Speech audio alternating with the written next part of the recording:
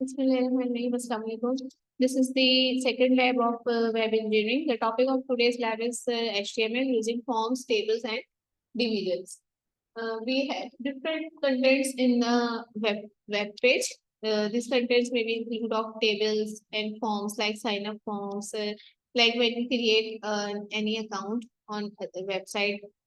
So you have to fill some forms.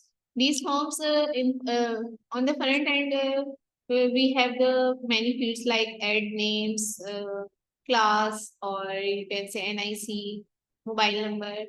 These all are the fields of the forms. When you send this data, yeah, when you enter this data in the form, so this data transferred to the database and saved in the computer memory. So in today's lab, we will talk about the front end. We are not making database here. If you have studied about, if you have studied already database course, so you can do it as an extra task and can get bonus marks. Make a simple database. This database will also contain same fields that will be introduced in the form. Like a sign up form, have 3 to 4 fields just for making your practice, and same 3 to 4 fields introduced in your database. Then see or search the connectivity code that how can we get एक term use होगी get field की, उससे हम data को retrieve कर सकते हैं। अपने फॉर्म का जो डाटा है वो डायरेक्टली कहाँ के आके डेटाबेस के टेबल में स्टोर हो जाए और वहां पे हम जो है सारा डाटा देख सके। जैसे कि गूगल फॉर्म्स, हम गूगल फॉर्म्स फिल करते हैं, लेकिन हमारे पास उसकी बैकएंड पे जिसने वो गूगल फॉर्म बनाया होता है, जिनके पास उसके डाटा का एक्सेस होता है, बैकएंड पे हम उसकी वो एक्सेल फाइल क्रिएट करके दे देते हैं। तो वो सारा जो है वो एक तरह से डेटाबेस के अंदर आपके पास स्टोर हो जाता है। तो ये काम आपने एक्स्ट्रा बोनस मार्क्स के तौर पे करने हैं। मैं आपको यहाँ पे सिर्फ फ्रंट एंड डेवलप करना बता रही हूँ HTML फॉर्म्स का। अच्छा जी, फॉर्म के लिए हमारे पास फॉर्म का टैग यूज होता है, इस यूज टू क्रिएट, उसके अंदर आपके तमाम इनपुट एलिमेंट्स आ जाते हैं। आप चाहे टेबल बना रहे हैं, चाहे टेबल का वर्ड बार बार इसलिए यूज हो रहा है कि जब भी कोई HTML फॉर्म होता है हमारे पास, अपने फील्ड्स ऐसे लिखे होते हैं, यहाँ पे नेम लिखा हुआ है, उसके बराबर में कुछ लिखा हुआ है, उसके नीचे कुछ लिखा हुआ है, तो ये सब रॉज और कॉलम्स में डिवीजन हुई है। तो फॉर्म के अंदर आपने जो आपका मेंशन करवाना चाह रहे हैं उसका टैग वो लिख दिया आपने, यानी स्क्रीन से क्या लिखा हुआ है, स्क्रीन में लिखा हुआ है फर्स्ट नेम। इनपुट टाइप इसकी क्या है, टेक्स्ट। आपने टेक्स्ट में लिखना है या आपको सिलेक्शन 3-4 नाम दे रहे हैं, उसमें से नाम, जैसे सब्जेक्ट होते हैं ना, 4 कोर्सेज ऑफर हो रहे थे, 4 कोर्सेज में सिलेक्ट करें, लेकिन ये तो टेक्स्ट फील्ड है क्योंकि नाम कुछ भी हो सकता है, तो इसलिए आपने इनपुट टाइप इसकी लिए है टेक्स्ट। और name is equals to first name. ये हमारे समझ लें डेटाबेस के अंदर भी कॉलम का नाम यही होगा अगर हम डेटाबेस बना रहे हैं। तो जो भी आपका नेम आएगा वो फर्स्ट नेम में जाके स्टोर हो जाएगा। बी आर का मतलब मैंने आपको बताया था, जरा सोचें बी आर से क्या होता है। बी आर यूज होता है लाइन ब्रेक करने के लिए। तो लाइन ब्रेक हुई। अब लास्ट नेम, लास्ट नेम के लिए भी हमने एक टेक्स्ट फील्ड बना दी और इस तरह से काम कर रहे हैं। तो हम पहले इतना जो है कॉपी करके कोड अपने एक एडिटर के ऊपर रन करके देख लेते हैं।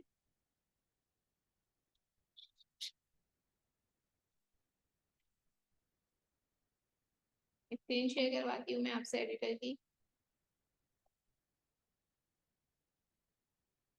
मैंने, हाँ ये फॉर्म का टाइप क्लोज दिया, ये देखें आपके पास ये आ गई। तो अब आप यहाँ पे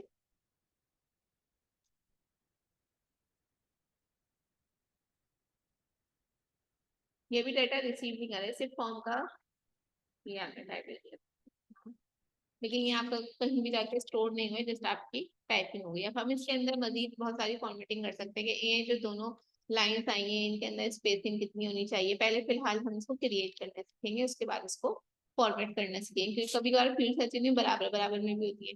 अभी जो मैंने फील्ड किए वो एक दूसरे के नीचे आई है।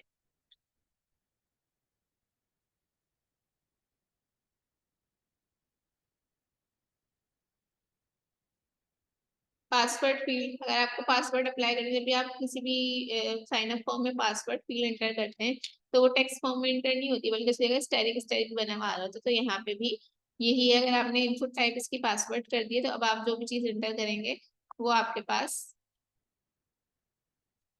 जो है इस फॉर्म में एंटर होगा। तो हम ये पासवर्ड वाली फील्ड कॉपी कर लेते हैं और सबको फॉर्म के अंदर ही रखना है, ये फॉर्म के एलिमेंट्स कहलाते हैं।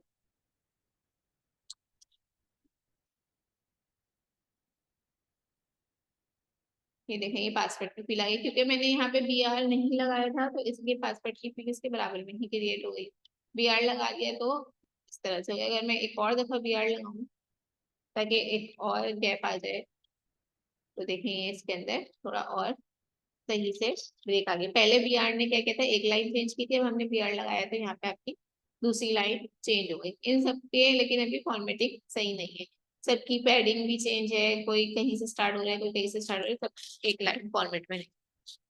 Then we have radio button, जैसे कि आपको सब्जेक्ट सिलेक्ट करना है और एक वक्त में एक ही सब्जेक्ट सिलेक्ट कर सकते हैं, जेंडर सिलेक्ट करना है, तो आप रेडियो बटन यूज कर सकते हैं। उसके लिए क्या होगा, input type is equals to radio, name is equals to sex, और ये आप चलिए इसको यहाँ पे रख के देखें तो सही नजर आएगा।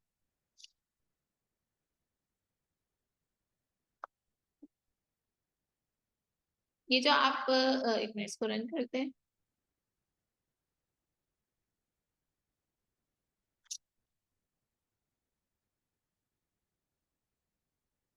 पासवर्ड के बाद भी यार फील्ड है।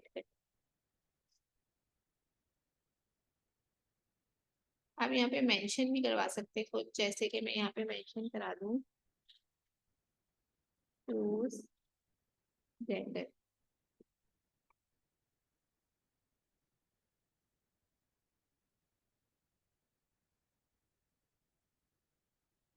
ठीक है, अब देख लें मेल फीमेल, इनपुट टाइप क्या है, रेडियो बटन है, लिखने तो ये बस आपकी जो टाइप होगी ना उस हिसाब की ये फील्ड चेंज होती रहेगी। Name is equals to sex, ये जो हमने लिखा था कि यहाँ कहीं भी शो नहीं रहा, लेकिन ये क्या कर रहा है, जो आपने एक डेटाबेस में आप प्रॉपर्टी बनाएंगे, एक कॉलम बनाएंगे, उस कॉलम का नाम सेक्स होगा। अब वैल्यू आपने बता दी है कि मेल होगी या फीमेल होगी, और वहां पे ये इस तरह से लिखा हुआ है, मेल पे क्लिक कर लें या फीमेल पे क्लिक कर लें, एक वक्त में एक पे क्लिक होगा। ठीक है,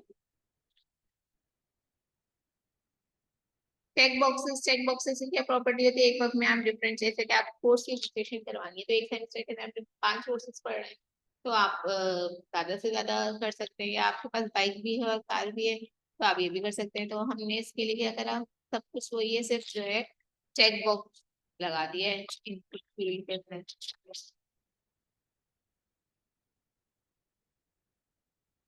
ये सिलेक्ट हो रहा है और ये भी सिलेक्ट हो रहा है। ठीक है, लाइन मैंने चेंज नहीं करी है।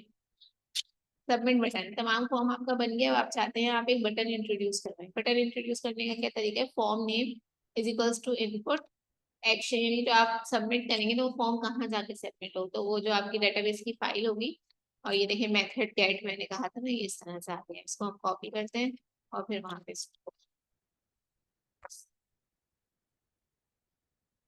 फॉर्म तो ऑलरेडी हमारा फॉर्म का टैग बना हुआ है, इनपुट एक्शन HTML, ये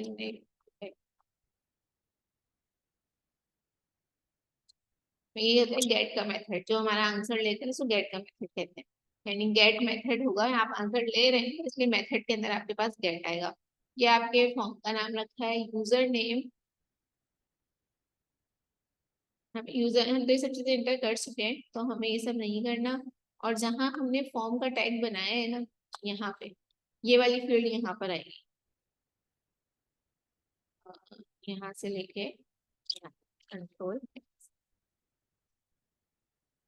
कोई भी, ये फॉर्म दोबारा नहीं लिखेंगे हम, बल्कि हमें यहाँ पे जो हमने बटन बनाना था वो लिखेंगे। बटन देखिए, बटन कहाँ क्रिएट किया है।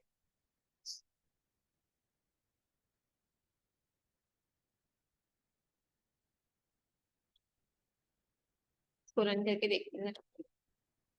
हम्म, हम डायरेक्ट सबमिट करवाना चाहते हैं, टेक्स्ट फील्ड नहीं अगर करवाना चाहते,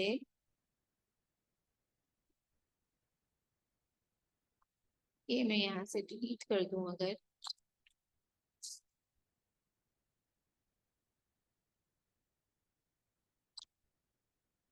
लेट्स सी व्हाट हैपेंड, आपका बटन, ठीक है। दोबारा से इसको समझ लें कि मैंने इसमें क्या चेंजिंग करी।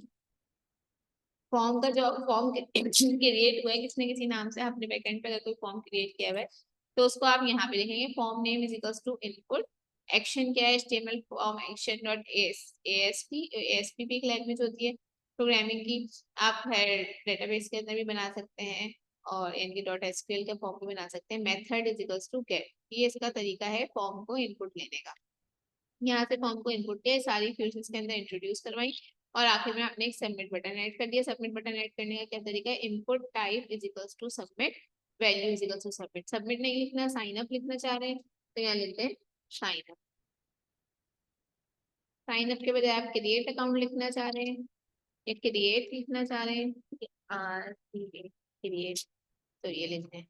ये जो इनपुट टाइप सबमिट का मतलब ये टाइप शो कर रहा है कि ये बटन प्रेस होगा तो सारा डाटा जो है कहीं जाके शो होगा।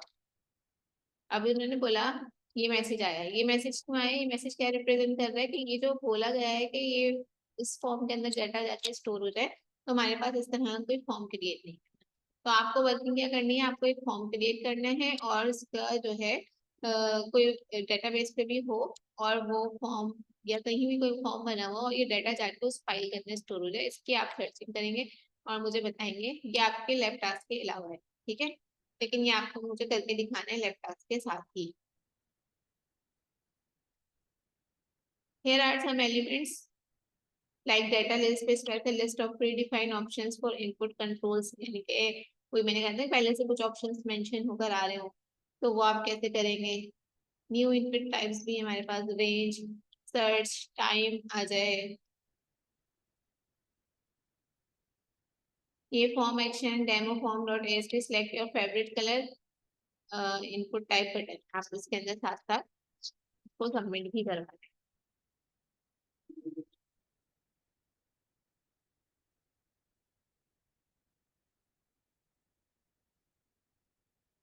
यहाँ पे कलर इस तरह से, अगर आप कलर की फील्ड लिखेंगे input type is equals to colour, कहीं आपने कलर चेंज करना है या ड्राइंग करनी है जो भी है तो आप इस तरह से, अगर आप कलर्स के नाम नहीं देना चाह रहे, स्क्रॉलिंग वाला कलर इंट्रोड्यूस करवाना चाह रहे हैं तो इस तरह से होगा। जिस फील्ड में जाके ये सेव होगा फेवरेट कलर, यहाँ पे जो भी आपने सिलेक्ट कर लिया इसकी जो भी वैल्यू बनेगी, RGB वैल्यू होती है 1032525, ये वैल्यू जाके फॉर्म में स्टोर हो जाएगी। ठीक है, तो कलर की फील्ड इसके अंदर आप ऐसे ऐड करवा सकते हैं। सब चीजें बहुत आसान है, आपको मैं खाली मैनुअल भी दे दूँ तो आप उससे भी कर सकते हैं, बट टीचर का लेक्चर देना जरूरी होता है, that's why I am recording the videos. और आई होप जो हमारे 3 वीक्स पीछे जो है डेट्स में कोर्स ऑफर हुआ वो कवर हो जाएगा इसी वीक में। The date type allows the user to select a date. अब हमें कोई बर्थडे, कोई ऐसा बनाने से कैलेंडर की डेट सिलेक्ट करनी है, चाहे वो बर्थडे डेट हो या वो कोई आपका पूछा जाए कि इंटर, आपको फॉर्म इंटर करने से बताने आपने इंटर कौन से ईयर में मंथ में किया था या आपका पासिंग ईयर क्या है, ये सब चीजें सिलेक्ट करनी हो तो उसके लिए आपके पास डेट डाटा टाइप मौजूद है।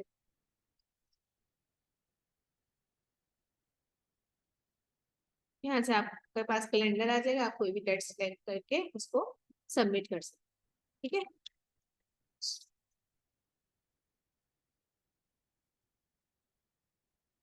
डेट एंड टाइम दोनों मेंशन करने हैं तो दोनों भी आ जाएंगे, इसको भी आप ट्राई करके देख लीजिएगा। ये ईमेल का छोटा सा साइन अप फॉर्म है, email is not supported international. अच्छा, कोई नोट आना है, आपने कोई ईमेल का फॉर्म बनाया लेकिन वो सपोर्ट नहीं हो रहा तो आप ये नोट भी मेंशन करवा सकते हैं जब फॉर्म का टैग क्लोज हो जाए उसके बाद, कि अगर आपका ये फॉर्म रन नहीं हुआ है, ये सबमिट नहीं हुआ तो आपके पास ये एरर मेंशन।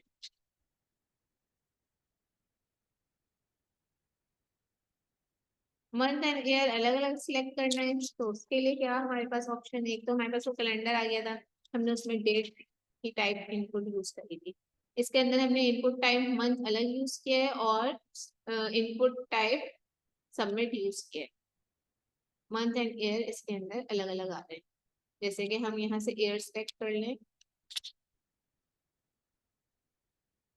ये मार्च आ रहा है, जनवरी है, ईयर चेंज नहीं होगा, ईयर इसके अंदर फिक्स है। ये रही ईयर स्क्रॉलिंग से आ रहे हैं मेरे पास, तो आप पहले ईयर सेलेक्ट कर लें, जैसे कि आपने 2017 सेलेक्ट किया, यहाँ से आपने मंथ सेलेक्ट किया और इस तरह से सबमिट कर दिया। किस तरह से डेटा टाइप से आया, input type is equals to month, name is equals to birthday month, और ये इस तरह से हमारे पास मेंशन हो गया। Now it depends on you कि कौन सी फील्ड आप अपने फॉर्म के हिसाब से इंट्रोड्यूस करना चाहते हैं। अच्छा, ऐसा भी हो सकता है कि आपने कोई इनपुट डाटा ले रहे हैं, उस इनपुट डाटा के अंदर रिस्ट्रिक्शन है कि स्टूडेंट, जैसे कि आपकी एज है 9 ईयर्स, ठीक है, सॉरी ये तो बहुत कम एज होती है, अभी आप लोग इतने छोटे बच्चे भी नहीं है, आपकी एज है 23 ईयर्स, लेकिन कोई जिस चीज के लिए हम फॉर्म फिल कर रहे हैं वहाँ पे सिर्फ हमें 18 ईयर तक के लोग चाहिए, 1 से 18। तो फॉर्म में जो है डाटा इंसर्ट करें, और अगर इससे एक्सटर्नल कोई वैल्यू है तो आपके पास एरर आ जाए, आपका डाटा पुट ना हो। एग्जाम्पल इससे कोई और भी हो सकती है, जरूरी नहीं है कि एज के लिए ही यूज हो। क्वांटिटी बिटवीन 1 and 5 में इस क्वांटिटी को मिनिमम और इसके मैक्सिमम को कर देती हूँ 18। तो 1 and 18 जिनकी एज है सिर्फ वही जो लोग हैं वो यहाँ पे अपना डाटा इंटर कर सकते हैं।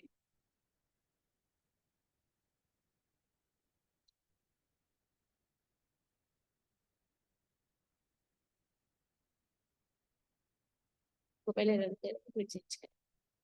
यहाँ 5 लिखा हुआ है, यहाँ पे 18 कर लेते हैं। मैंने यहाँ पे इंटर करा 15। तो ये मतलब वैसे तो कोई एरर नहीं है, सिर्फ फॉर्म बना हुआ है तो ये एरर है। अब मैं इसको दोबारा रन करती हूँ और यहाँ पे एंटर कर देती हूँ 21। तो ये आ रहा है value must be less than equal to. तो ठीक है, जब इस तरह की आपको नोटिफिकेशन क्रिएट करनी हो तो ये type is equals to number है, इस नंबर के अंदर आप क्वांटिटी के अंदर मिनिमम और मैक्सिमम लगाएंगे, और उसके साथ ही साथ आप ये type number is not supported in internet explorer and earlier version. इस तरह से करके आपके पास ये नोट आ जाएगा। और क्या कर सकते हैं हम इसके अंदर,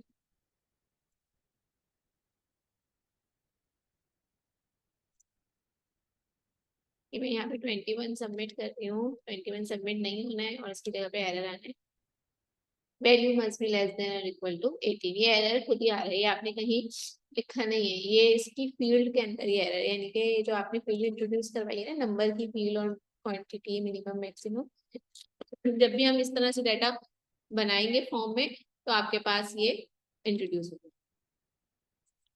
नेक्स्ट देखते हैं मैनुअल में और क्या है हमारे पास।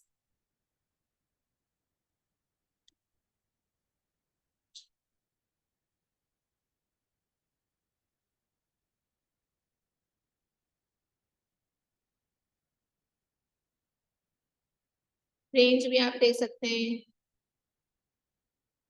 मैक्सिमम मिनिमम स्टेप्स स्पेसिफाई कर, लीगल इंटरवल से 2 के गैप से आए, 3 के गैप से आए, इसको ट्राई करके देख लें। सर्च गूगल इन सर्च कुछ कर रहे हैं तो ये देख लेते हैं इसमें क्या करना है। सब आपकी बहुत ही बेसिक चीजें हैं, जो इनको एक दो दफा प्रैक्टिस करके आगे निकल जाए तो फिर वो और अच्छी तरीके से नई चीजें सीख सकते। सर्च गूगल लिखा मैंने, ये बैकएंड नहीं बना हुआ इसमें नहीं चला, लेकिन आपको फील्ड पता चलती है, अगर आपको सर्च की फील्ड ऐड करनी है तो आप ऐसे कर सकते हैं, वो डायरेक्टली आपको सर्च पे ले जाए।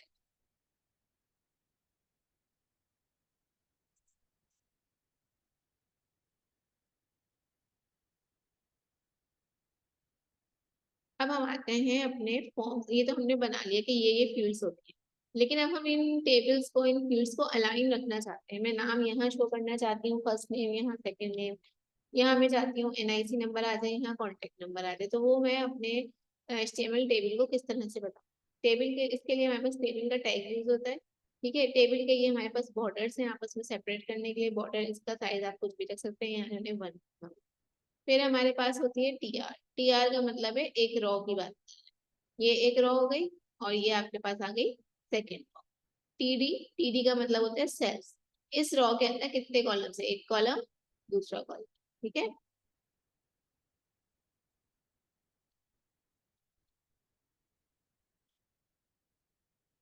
अब इसको मैं थोड़ा सा इंटर कर दूं ताकि आपको समझने में आसानी हो। ये टीआर था, यानी ये रो 1 की बात हो रही है, देखिए ये रो 1 है, इसके अंदर लिखा है रो 1 सेल 1, ये टीडी, पहला आपने एक टीडी बना लिया, ठीक है। अब दूसरा टीडी बनाए, दूसरे टीडी का मतलब रो 1 और सेल 2, इसके अंदर इस टीआर के टैग के अंदर आप जितनी दफा भी टीडी लिखेंगी ना, वो सब चीजें हॉरिजॉन्टल में ऐड हो जाए।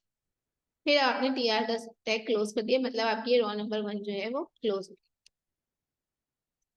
दूसरी रो हमने स्टार्ट करनी है, टीआर दूसरी रो स्टार्ट हो गई, फिर इसी तरह से इसके अंदर 2 सेल्स थे, 2 से अलावा से 3 सेल भी बना सकते हैं, एक और ऐड करते हैं तो 3 सेल हो जाएंगे, फिर आखिर में टेबल टाइप क्लोज। अब ये एक बेसिक स्ट्रक्चर है बनाने का।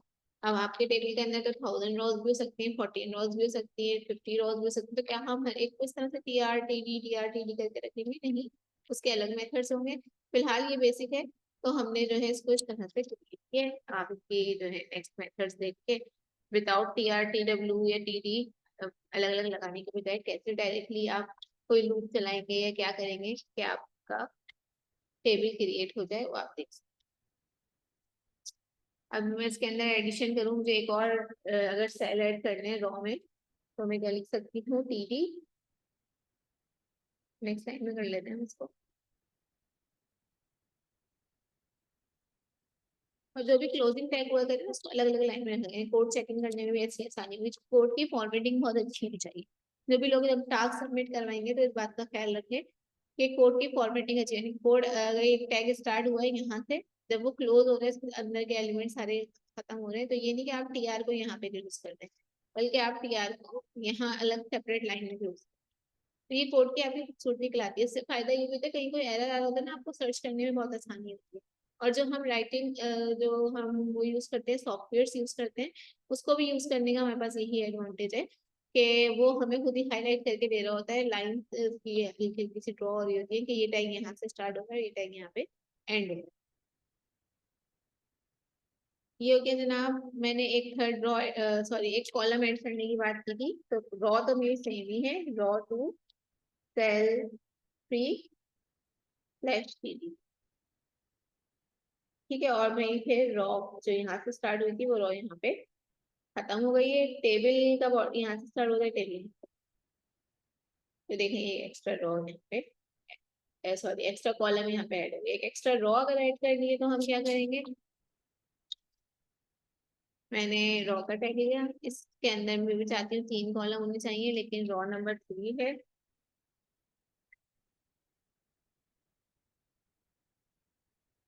तो देखें एक और इस तरह से हमारा टेबल क्रिएट हो रहा है। अब हमारे पास डिफरेंट वैरायटीज हैं कि हम इसके हर सेल का साइज अगर अलग है, तो ये यहाँ पे हेडिंग डालनी है तो हेडिंग कैसे डाल सकते हैं, साइज कैसे चेंज कर सकते हैं, वो भी देख सकते हैं।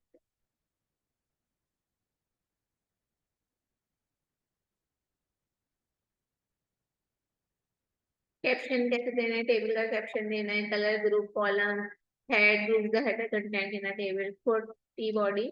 ये सब div element है, एक HTML div element is a block level element can be used as a container for grouping other HTML element। इसमें आप ग्रुपिंग कर देते हैं, इस div के अंदर इतने कॉलम्स इतनी रोज आएंगी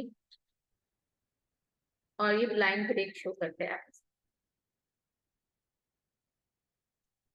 div और span, div का मतलब है div defines a section in a document, block level document, और ये span मतलब लाइन के अंदर डिवीजन अगर करनी है। मैं आपको मजीद HTML ये इसके अंदर मैनुअल के अंदर कम चीज है, हम W3 स्कूल के ऊपर जाते हैं और इसकी जो डिफरेंट एट्रीब्यूट्स हैं कि किस तरह से साइज इंक्रीज होना है, किस तरह से हेडिंग देखनी है, वो सब हम यहाँ पे देख लें। वरना मैनुअल में सब चीजें ऐड करने से मैनुअल बहुत ज्यादा लेंथी हो जाता है, इसलिए मैंने वहाँ पे उसको कम किया है और ये आपके वीडियो में मौजूद है। और ये डिफरेंस भी होना चाहिए ना कि जो बच्चे वीडियोस देख रहे हैं उनके समझने में और जो बच्चे खाली मैनुअल देख के टास्क बना के दे रहे हैं उनके समझने में क्या difference. So here is HTML table, ये आपके पास टेबल है। अब इसके अंदर देखें आप, फर्स्ट कॉलम है इसकी विड्थ ज्यादा है, सेकंड कॉलम की कम है और थर्ड कॉलम की कम है, हम ये भी सेट कर सकते हैं। फर्स्ट कॉलम का राइटिंग स्टाइल हेडिंग वाला है, बाकी सबका कुछ और है, तो आप चेंज कर सकते हैं। तो हमने क्या किया, टेबल लिया, टेबल के अंदर टेबल का जब टैग इंट्रोड्यूस करवाया, हेड के अंदर पहले आपने स्टाइल का टैग बनाया, हम स्टाइलिंग HTML और CSS साथ लेके चले। स्टाइल का टैग बनाया, इसके अंदर टेबल लिखा, फॉन्ट फैमिली बता दी कि ये रखनी है। आप सर्च कर सकते हैं कौन कौन से फॉन्ट्स अवेलेबल हैं, टाइम्स न्यू रोमन वगैरह जो वर्ड में होते हैं वो इसके अंदर है, वो यहाँ पे आ जाएंगे। बॉर्डर कॉलेप्स का क्या मतलब है कि अगर हम बॉर्डर कॉलेप्स की प्रॉपर्टी नहीं लगाते तो ये जो बॉर्डर है ना, डबल डबल हमें शो हो जाता है, दो दो लाइन आ रही है, देखिए इस तरह से आ रही है। लेकिन हम चाहते हैं ये आपस में मर्ज हो जाए, तो उसके लिए हम क्या करते हैं, एक मिनट स्क्रीन देखती हूँ शेयर हो रही है नहीं। हम चाह रहे हैं कि जो बॉर्डर है इनके आपस में गैप ना आए बल्कि आपस में मर्ज हो जाए, तो इसके लिए हम लगाते हैं बॉर्डर कॉलम्स की प्रॉपर्टी। विड्थ इसकी 100%, यानी जितनी आपकी स्क्रीन साइज है, चाहे आप मोबाइल पे खोल रहे हैं चाहे आप लैपटॉप कंप्यूटर पे खोल रहे हैं, तो वो पूरा विंडो साइज कवर होगा। TDTH यानी कि जो आपके सेल्स हैं और जो आपकी हेडिंग है उनका साइज क्या होगा और उनका कलर क्या होगा, टेक्स्ट अलाइन लेफ्ट है, राइट है या सेंटर है। पैडिंग यानी जो बॉक्स बना हुआ है इससे कितना डिस्टेंस होना चाहिए। अगर मैं इसकी पैडिंग चेंज करके फिक्स कर दूं तो आप देखिएगा डिस्टेंस थोड़ा सा कम हो जाएगा। ये देखेंगे पैडिंग इनकी कम हो गई, लिखने का जो डिस्टेंस है वो कम, और कम करते तो थोड़ा जरा सही से अंदाजा होगा। इसको मैंने टू कर दिया, तो ये और इनके दरमियान में डिस्टेंस कम हो गया, यानी कि जब भी सेल बना उससे बिल्कुल कॉर्नर से लिखा हुआ आया, ना ऊपर से ज्यादा गैप है ना साइड से ज्यादा गैप है। अब मैं चाह रही हूँ सब चीजें लिखी हुई आ रही है लेफ्ट पे ना आए, बल्कि ये सेंटर पे लिखी हुई आए, तो हमने इसको सेंटर कर दिया, ये सेंटर में आ गया। क्योंकि पहले सेल की बात हो रही थी टी हेडर, ये TH कहलाता है, टी हेडर, तो सिर्फ इसी में चेंज पहले।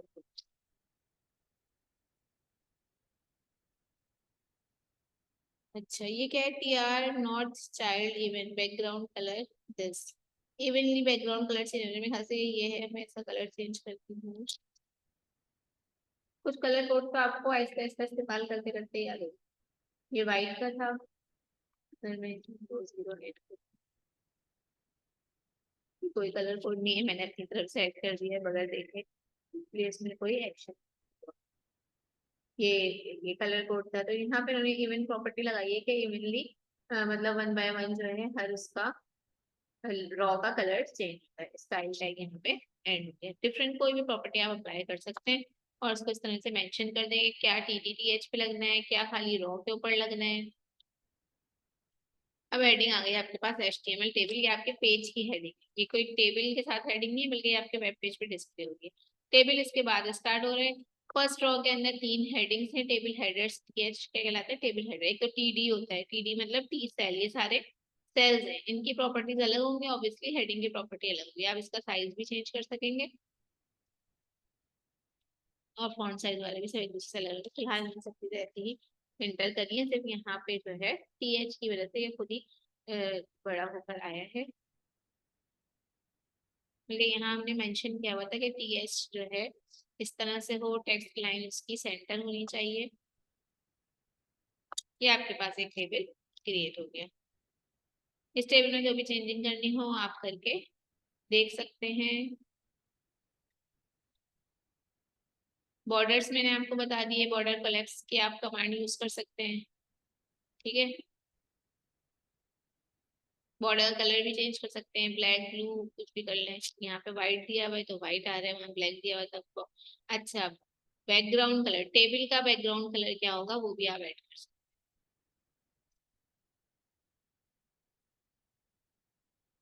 हैं। ये देखें,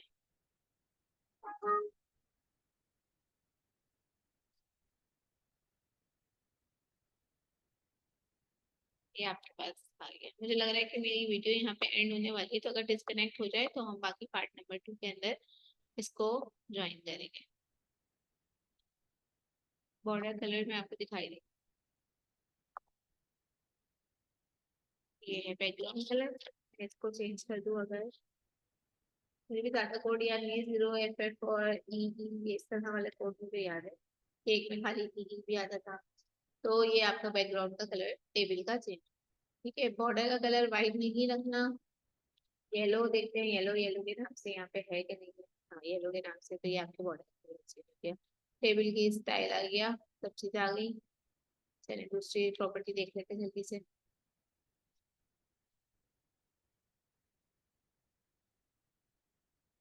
कि देखिए टाइम टेबल बनाने का तरीका इन्होंने यहाँ पे भी दिया है, तो आप HTML टेबल हेडर्स की अगर हेडिंग में जाएंगे, क्योंकि आपका लेफ्ट टास्क है उसके अंदर आपने टाइम टेबल क्रिएट करना है, तो आप वहां से हेल्प लेके आसानी से क्रिएट कर सकते हैं। वर्टिकल टेबल कैसे क्रिएट करना है, हॉरिजॉन्टल कैसे करना है, वो सब आप यहाँ से देख सकते हैं।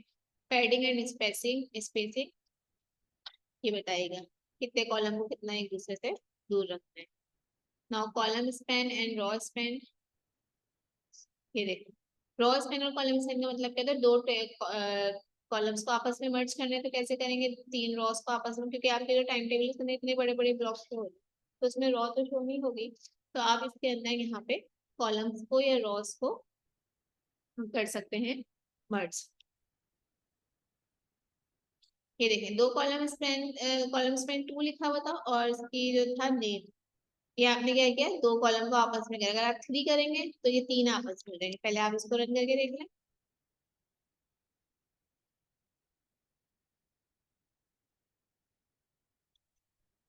ये मैंने इसको 3 कर दिया, तो अब मैं 3 कर रही हूँ। लेकिन ये जो एज के अंदर जो डाटा आ रहा था वो भी इसके अंदर चले गए, तो वो स्टार्टिंग से ही आपको फॉर्मेटिंग सही रखनी होगी, इस हिसाब से वो बनेगा। टेबल स्टाइलिंग की अगर हम बात करें, HTML टेबल स्टाइलिंग, ये ज़ेब्रा स्ट्रिप्स कहलाती हैं, जो अभी हमने वहां पे भी इंट्रोड्यूस करवाई थी एंड चाइल्ड इवन के नाम से, यानी कि एक छोड़ के एक का कलर आ जाए। वर्टिकल ज़ेब्रा स्ट्रिप्स रखनी है तो उसके लिए क्या होगा, यानी कॉलम वाइज आपने अलग करा है, तो ये भी यही है। डिफरेंस क्या है इसकी कोडिंग में, एन जो TR के साथ है और ये TD के और TH के साथ है, ये डिफरेंस। अगर आपने रॉ वाइज एक छोड़ के एक का कलर करना है तो उसमें TR के साथ आप डालेंगे NH चाइल्ड इवन, और अगर आपको कॉलम का चेंज करना है तो TD के साथ रखें।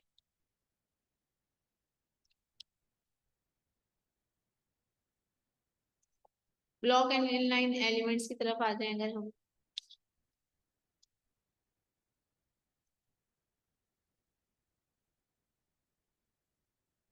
ये काफी सारी प्रॉपर्टी जहाँ यूज करने की जरूरत पड़े तो कर लेगा। हम इतनी ज्यादा इसकी जो है ना डिटेल में नहीं जाएंगे। HTML बटन क्रिएट करना मैंने आपको बता दिया है। डिसेबल बटन क्या होता है, ये सब चीजें क्योंकि फॉर्म में यूज होती है इसलिए मैं आपको बता रही हूँ, HTML फॉर्म्स और वो।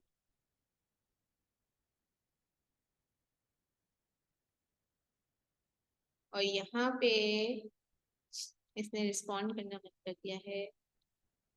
लैब तो हमारी तकरीबन कंप्लीट हो गई। लैब के अंदर जो जो बातें मैं बतानी थी वो मैंने बता दी हैं। लैब टास्क अब आपको बनाना है, और लैब टास्क से अलावा जो मैंने आपको टास्क दिया है वो क्या है कि फाइल पाथ को किस तरह से इंट्रोड्यूस करवाएंगे, डाटा फाइल में कैसे सेव होगा, ये मुझे यहाँ पे नजर भी आ रहा है, देख लें। HTML JavaScript HTML file path, अगर आप इन दोनों को देखें तो इसकी हेल्प से आप क्रिएट कर सकते हैं कि जो फॉर्म आपने क्रिएट किया है, चाहे वो ईमेल साइन अप फॉर्म हो या उसके अलावा कोई और साइन अप फॉर्म, मैं एक टास्क और ऐड कर देती हूँ और फिर आपको वो करके देंगे। ठीक है, हम अपनी लैब यहाँ पे एंड करते हैं। आई होप आपको जो है लैब नंबर 2 के अंदर कोई डिफिकल्टी नहीं होगी, बहुत ही आसान लैब है, और आप जल्द से जल्द इसके टास्क कंप्लीट करके गूगल क्लासरूम पे इसको सबमिट करवाइए।